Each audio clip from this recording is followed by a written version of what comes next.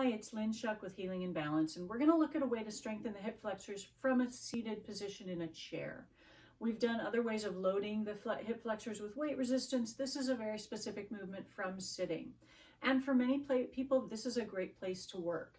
You want to sit forward enough on the chair that the back of the chair is not supporting you and that your feet are flat on the ground. If your feet don't touch the ground, if you're a shorter person, you could lift the floor up by putting a blanket under your feet, or you could sit on a lower chair or on a coffee table.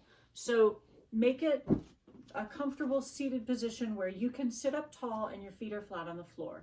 The next thing is to start to notice, you don't want your feet together and knees apart, which is often what we do without meaning to.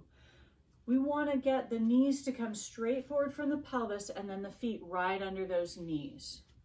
My feet are flat on the ground, my knees are pointed forward, and all I'm going to do is working at this hip joint, I'm going to try and lift one thigh up and put it down, and lift the other thigh up and put it down.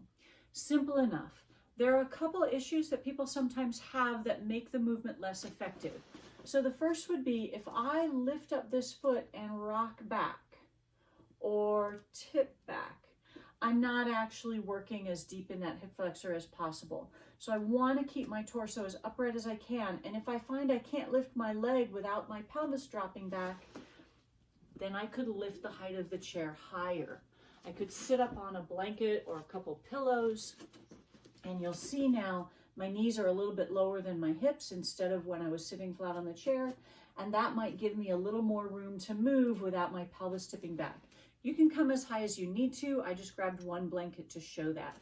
So that's the first thing. We want to keep the pelvis upright, torso still, and we might have to change the chair height to do that. The other thing is our tendency to lift from the inner thigh, because these are stronger, we tend to roll the knee out and the foot will come in. And we want to make sure that foot stays below the knee and the knee comes straight up. If you were picturing your thigh as having a seam in the middle, that seam has to come straight up. It can't go out to the side. So those are a couple things you could look out for. How many times you do it is up to you. Start from where you are.